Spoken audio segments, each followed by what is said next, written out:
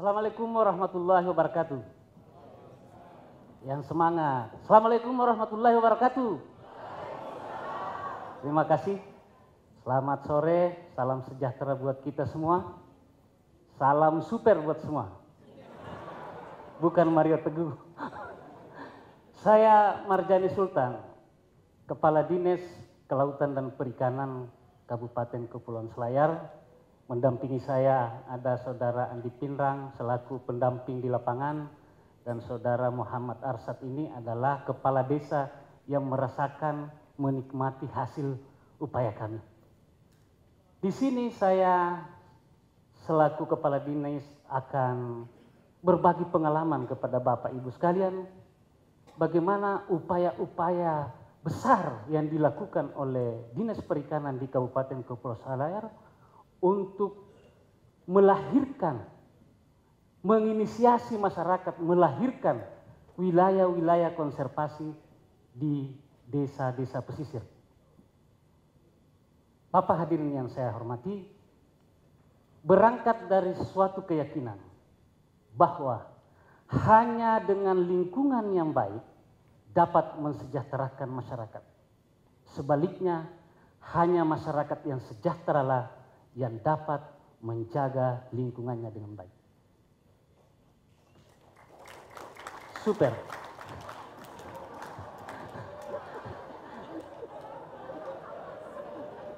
The next question, pertanyaan berikutnya adalah,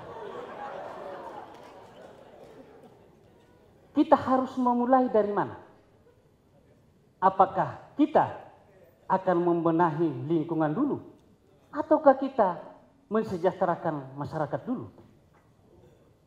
Kabupaten Kepulauan Selayar mencoba menjawab pertanyaan ini, melakukan bersama-sama perubahan keduanya secara simultan. Super. Bapak hadirin yang saya hormati, ada dua hal yang dilakukan oleh Kabupaten Kepulauan Selayar dalam rangka menginisiasi perubahan yang besar ini. Pertama adalah bagaimana suatu kearifan lokal yang namanya Ongko, yaitu suatu kawasan konservasi kecil yang dimiliki oleh setiap individu dan tidak diberitahukan kepada siapa-siapa untuk menangkap ikan di situ, dirubah menjadi suatu kawasan konservasi yang berskala desa, dan selanjutnya dirubah menjadi suatu kawasan konservasi yang berskala daerah. Yang kedua yang kami akan lakukan adalah bagaimana merubah perilaku atau behavior dari masyarakat yang tadinya adalah pelaku illegal fishing, pelaku pembom, pelaku pembius, menjadi orang-orang yang justru mengejar pelaku pembom dan pembius itu. Super. Baiklah saudara-saudara sekalian, kita dengarkan bagaimana pengalaman staf saya selaku pendamping di desa untuk menceritakan pengalamannya. Silakan Pak Andi Pinrang. Super. Sudah. Salam FKTI. Lahirnya sebuah daerah perlindungan laut atau lebih dikenal DPL di sebuah desa berawal dari adanya kearifan lokal yang namanya Ongko. Dalam bahasa Selayar artinya sebuah DPL yang berukuran kecil yang cuma diketahui oleh penemunya dan dilindungi oleh seseorang, yang itulah dikembangkan menjadi suatu kawasan yang berskala desa, bahkan sampai berskala daerah. Kesemuanya itu baik DPL maupun KKLD yang berskala daerah tidak punya arti apa-apa kalau tidak didukung oleh sebuah regulasi atau aturan yang jelas dan didukung oleh masyarakat secara umum. Tugas saya sebagai fasilitator berkewajiban untuk memfasilitasi lahirnya sebuah regulasi atau aturan yang akan disemangati dan akan dijalankan oleh masyarakat di Kabupaten Selayar. Langkah awal adalah kami memfasilitasi lahirnya sebuah peraturan desa menyangkut tentang pengelolaan daerah perlindungan laut atau DPL yang sampai saat ini sudah 80% sudah terbit namanya peraturan desa terkait dengan pengelolaan daerah perlindungan laut di Kabupaten Selayar. Yang kedua, kami memfasilitasi keluarnya SK Bupati tentang penetapan kawasan konservasi laut daerah atau KKLD. Bahkan sekarang sudah keluar perda tentang pengelolaan terumbu karang yang memuat tentang pengelolaan kawasan konservasi laut daerah yang berskala daerah, dan saat ini kami bisa menunggu keputusan menteri terkait dengan pengelolaan kawasan tersebut. Selanjutnya, sebagai seorang pendamping di masyarakat atau fasilitator, kami mampu merubah pola pikir masyarakat yang tadinya kebiasaan atau profesi melakukan illegal fishing atau biasa disebut dengan pembom atau pembius, sekarang tidak lagi. Yang tadinya berprofesi sebagai pembom, sekarang bukan lagi pelaku pembom tapi pemburu pembom. Bahkan masyarakat pembom itu adalah musuh bagi masyarakat. Hal ini didukung oleh lahirnya sebuah lembaga di desa yang disebut Pokmaswas, kelompok masyarakat pengawas yang dibiayai langsung melalui dana perimbangan desa yang setiap tahun dialokasikan dana antara 15 sampai 30 juta oleh Bapak Bupati Kabupaten Kepulauan Selayar. Kemudian kelompok Pokmaswas ini terdiri dari 10 orang dan hampir semua desa pesisir sudah ada namanya kelompok masyarakat pengawas. Dari sisi perubahan ekosistem terkait dengan lahirnya sebuah daerah perlindungan laut di hampir semua desa pesisir. Dulu kami tidak pernah menemukan yang namanya ikan mola-mola yang cuma ditemukan di Bali. Sekarang setelah adanya DPL, kami temukan ikan mola-mola di Desa Para. Bukanlah itu sebagai perubahan. Kami temukan ikan pari yang berukuran diameter 2,5 meter, panjang hampir 4 meter yang disaksikan oleh Bank Dunia pada tahun 2009. Ini terdapat di DPL Desa Bontolimpangan. Perubahan lain, banyak masyarakat tertarik dengan lahirnya sebuah daerah perlindungan laut atau DPL di desa, dengan beberapa desa menambah kawasan di desa yang tadinya kami cuma menginisiasi satu DPL, tapi ketika dia tertarik dan DPL itu merupakan suatu kebutuhan, sekarang bertambah menjadi 2 sampai 3 daerah perlindungan laut.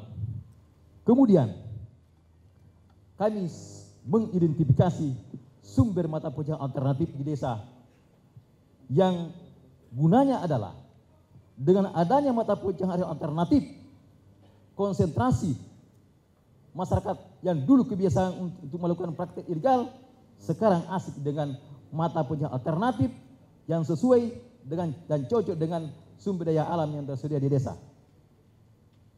Salah satu mata pencaharian alternatif yang berhasil di sebuah desa, kami ditemani oleh salah satu kepala desa, salah satu desa yang merasakan manfaat sebuah MPA atau mata pencaharian alternatif, yaitu Bapak Kepala Desa Bontolebang, yang sedikit bercerita terkait dengan apa sih yang dirasakan setelah ada DPL dan apa sih yang dirasakan terkait dengan mata pencaharian alternatif yang sementara dia geluti dan masyarakatnya rame-rame untuk menggeluti pekerjaan tersebut. Sekarang kita dengarkan penuturan dari Bapak Kepala Desa Bontolebang Kabupaten Kepulauan Selayar.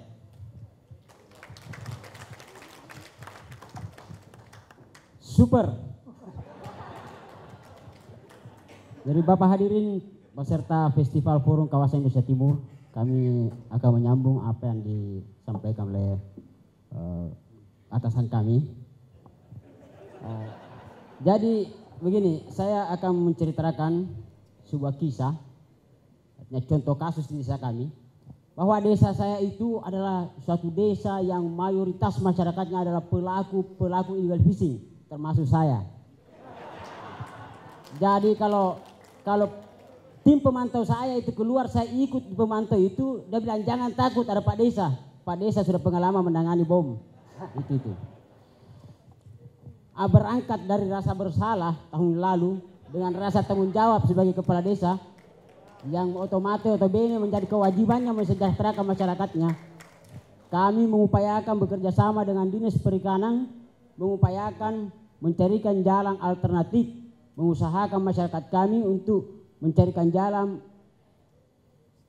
mengusahakan mata pencaharian alternatif yang dapat bersentuhan langsung dengan DPL itu. Makanya di tahun 2009 saya diutus oleh Dinas Perikanan melakukan studi banding ke Jakarta, tepatnya di Pulau Seribu. Nah, di sana kami mempelajari bagaimana membudidaya, terutama budidaya keramba. Setelah kembali dari Jakarta, kami mencoba mempresentasikan kepada masyarakat dan kemudian kami awali diri sendiri. Jadi kami sendiri sebagai kepala desa juga petani keramba. Kemudian membuat suatu kelompok dan kemudian dari hasil itu masyarakat melihat sehingga mereka tertarik. Mereka tertarik melihat hasil yang kami dapatkan. Mereka berhasil, kami berhasil dan mereka tertarik. Dan sekarang ini sudah 94 keramba di desa kami sekarang ini. Sudah 94 keramba. Di awalnya di tahun 2010 kami berhasil menghasilkan panen laba bersih sebanyak 250 juta. 250 juta di tahun pertama. Di tahun 2011 kami berhasil mendapatkan laba bersih 460 juta. 460 juta di tahun yang 2011. Untuk 2012 ini karena perhitungan kita nanti akhir tahun 2000 Desember baru ada perhitungan. Bapak Ibu hadirin yang kami hormati, dengan adanya budidaya keramba ini, perubahan dari masyarakat kami sangat banyak perubahan yang positif. Contoh kecil, masyarakat kami yang dulunya tergantung oleh tengkulak-tengkulak atau para punggawa-punggawa, sekarang mereka sudah mandiri, bebas menentukan pasar di mana dia mau jual ikannya. Yang dulunya masyarakat kami tidak mengenal BRI, yang dulunya hanya menyimpan uangnya di bawah kasur, sekarang mereka sudah ada rekening. Bahkan dengan bangganya mereka memperlihatkan ATM-nya. Saya sudah punya ATM. Inilah suatu keberhasilan. Dan yang kemudian, yang paling bermanfaat di desa kami adalah tingkat kesejahteraan masyarakat yang merata tingkat kesejahteraan masyarakat, karena pekerjaan keramba ini bisa dilakukan oleh semua lapisan masyarakat. Dibanding dengan waktunya membon dulu, hanya yang penggawa pembong yang kaya, yang lainnya apalagi kalau sudah ditangkap disuruh membayar lagi. Itu yang kami rasakan sekarang ini. Untuk itu, dari kembali karena melihat hasil yang kami dapatkan ini, perubahan yang sangat drastis dari peningkatan kesejahteraan masyarakat, sekembalinya kami dari festival ini, Bapak Bupati Kabupaten Kepulauan Selayar akan mendeklarasikan desa saya sebagai desa keramba. Ya. Terima kasih. Itulah upaya dan kerja keras yang kami telah lakukan. 5 tahun sudah berlalu dan kami telah menghasilkan pertama 60 daerah perlindungan laut di 52 desa pesisir. Kedua, telah melahirkan 52 peraturan desa. Ketiga, telah melahirkan 2 kawasan konservasi laut daerah. Keempat, telah menghasilkan perda mengenai pengelolaan terumbu karang. Kelima, telah melahirkan 52 kelompok pengawas masyarakat di laut. Super. Keywordnya keywordnya adalah bahwa laut yang lestari pasti ikan berlimpah. Ikan berlimpah pasti masyarakat sejahtera. Super. Golden Way. Super. Terima kasih. Kami tunggu di Selayar. Assalamualaikum warahmatullahi wabarakatuh.